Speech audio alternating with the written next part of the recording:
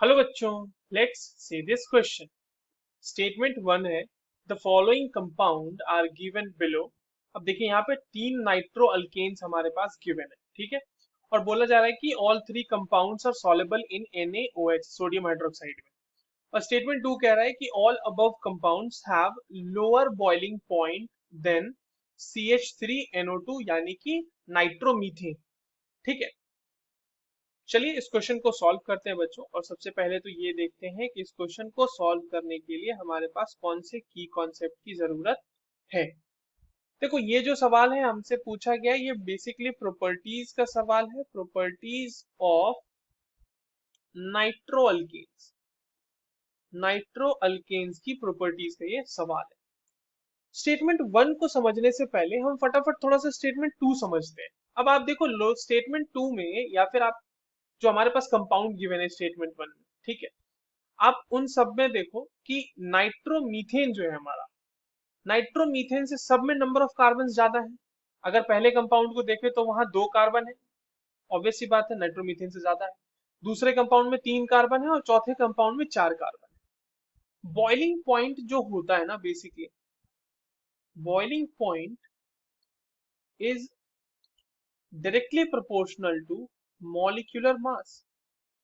Molecular mass जैसे जैसे बढ़ता है वैसे वैसे बॉइलिंग पॉइंट भी बढ़ता है। यानी आप इसको इस तरह से समझ सकते हैं कि जैसे जैसे जो पार्टिकल है किसी भी लिक्विड के, किसी भी लिक्विड फेज में, अगर उनका मॉलिक्यूलर मास बढ़ेगा तो उनके बॉईल होने की टेंडेंसी कम हो जाए, मतलब सॉरी, हाँ, उनके बॉईल होने की टेंडेंसी कम हो जाएगी। इसका मतलब उन्हें हमें ज्यादा हीट प्रोवाइड करना पड़ेगा in order to boil them.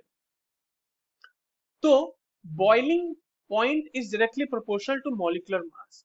अब क्योंकि तीनों के तीनों जो हमारे पास कंपाउंड गिवन है उनका मॉलिक्यूलर मास तो नाइट्रोमीथेन से ज्यादा ही होगा ना, राइट। तो नाइट्रोमीथेन से अगर ज्यादा है तो लोअर बॉइलिंग पॉइंट कैसे होगा, उनका तो हायर बॉइलिंग पॉइंट होगा। तो हमारा स्टेटमेंट टू हो जाएगा गलत। क्यों? क्योंकि given compounds have greater molecular mass, greater molecular mass as compared to nitromethane, ठीक है। तो ये रीजन हो गया इसका, इसीलिए they will have higher boiling point, ठीक है। ये बात समझ में आती है। अब आ जाते हैं हम लोग अपने पहले स्टेटमेंट पे। देखिए पहला स्टेटमेंट जो आपसे पूछ रहा है कि सॉल्युबल होगा कि नहीं होगा NaOH में। अगर आप ध्यान से देखो बच्चों, CH3 CH2NO2, देखो नाइट्रो ग्रुप जो है जिस कार्बन से लगा हुआ है वो अल्फा कार्बन है और उसके ऊपर लगा हुआ हाइड्रोजन जो है वो अल्फा हाइड्रोजन है। तो मैं इसको इस तरह से कर लेता हूँ। अगर इसकी सॉल्युबिलिटी चेक करनी है NaOH में तो हमें ये देखना पड़ेगा कि क्या ये रिएक्ट कर जाता है क्या। तो OH माइनस इसमें से अगर इसको ले लेगा तो यहाँ पर जो बच्चों बन रहा है कॉन्जुगेट बेस या फिर कार्बेनायन बोल ले, वो तो रेजोनेंस स्टेबलाइज्ड है ना।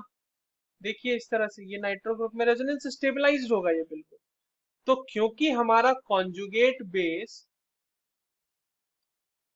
स्टेबलाइज्ड है, कैसा है, रेजोनेंस स्टेबलाइज्ड है, यानी कि जो आपका अल्फा एच है वो एसिडिक बिहेवियर शो कर सकता है। Therefore the compound will be soluble in NaOH।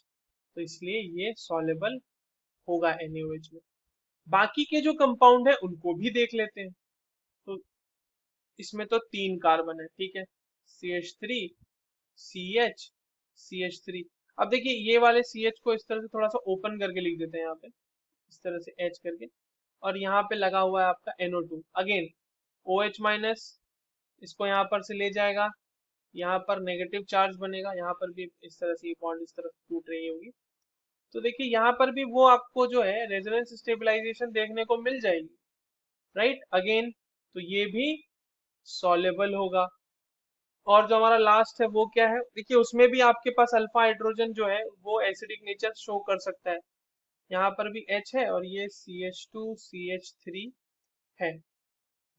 तो अगेन यहाँ पर भी OH माइनस इसको जो है ले लेगा और यहाँ पर से CH3C negative, CH2 CH3 NO2 again same resonance stabilisation, इसीलिए ये भी सॉल्युबल। हाँ, हालांकि अगर इन तीनों कंपाउंड्स में हम देखें तो सॉल्युबिलिटी ऊपर से नीचे, मतलब ये इससे इसकी सॉल्युबिलिटी कम होगी और इसकी सबसे कम होगी, क्योंकि hydrophobic ends are increasing but as they all can exhibit the acidic behaviour, जो अल्फा एच जो है, that is why they will be soluble. तो पहला स्टेटमेंट तो हमारा सही है, तीनों की तीनों सॉल्युबल है NaOH में। दूसरा स्टेटमेंट गलत है, तो statement 1 is correct, statement 2 is incorrect, option 3 will be the correct answer. I hope you understood this well. All the very best.